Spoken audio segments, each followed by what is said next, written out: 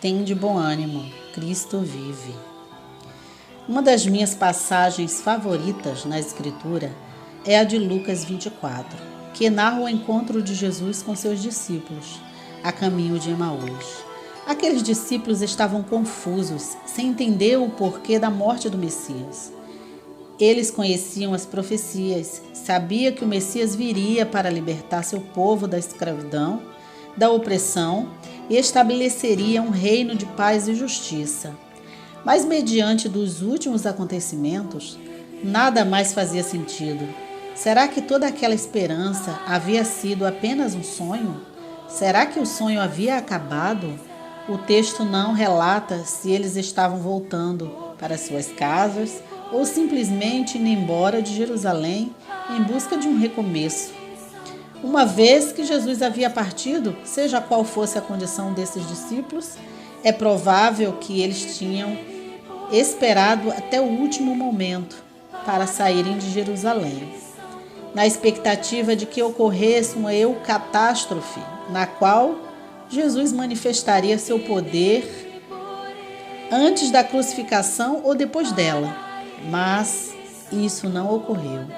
Pelo menos não conforme esperavam. Já haviam se passado 3 dias.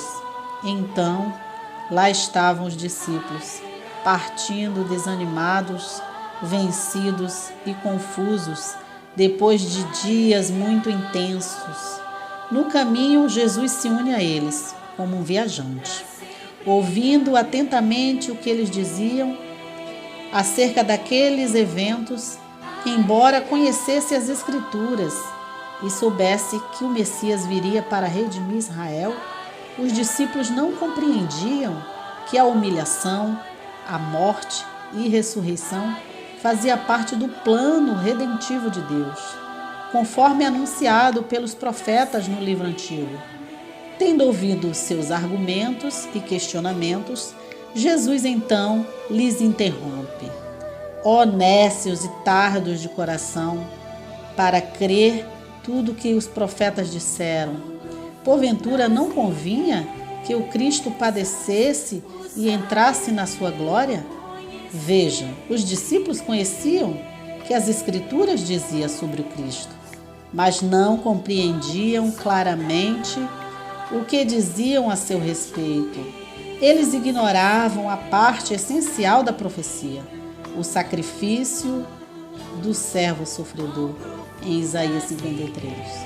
Cristo os chama de nécios, isto é, pessoas sem entendimento, um termo bastante duro. Nesse ponto, o diálogo surge uma tensão. Afinal, quem era aquele viajante? Seria de fato um desconhecido?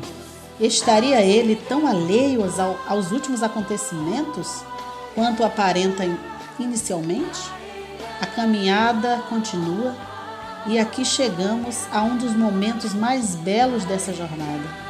Jesus começa a expor toda a Escritura para os discípulos, começando de Moisés, isto é, o Pentateuco, e discorrendo por todos os profetas, expondo-lhe tudo o que constava a respeito dele, uma exposição bíblica completa acerca de Jesus, comentada pelo próprio Jesus.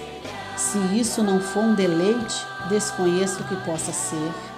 Jesus fez com este discípulo aquilo que precisamos fazer. Diariamente, ao tomarmos as Escrituras para ler, enxergar que Cristo, de Gênesis a Apocalipse, perceber que toda revelação se trata dele, criação, queda, redenção e consumação, tudo é sobre ele.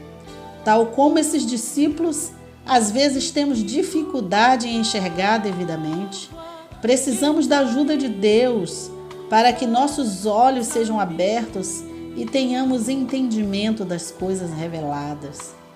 Aqueles discípulos caminharam com Cristo, mas havia lacunas em sua fé. Tal é conosco. Mesmo sendo discípulos, há lacunas em nossa fé, que só podem ser preenchidas por meio do ensino e do conhecimento da palavra de Deus. Irmãos, Deus fala conosco. Seja em casa ou no caminho de Emaús, Ele sempre chega até nós e opera algo maravilhoso em nossos corações.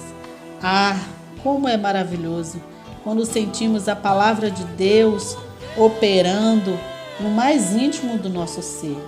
Quando a palavra é proclamada, sentimos como gotas de orvalho fresco estivessem sendo derramadas em nosso ser, trazendo vida.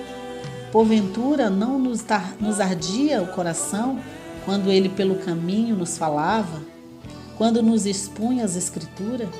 A exposição das Escrituras e o estudo profundo da Palavra de Deus fazem o nosso coração arder.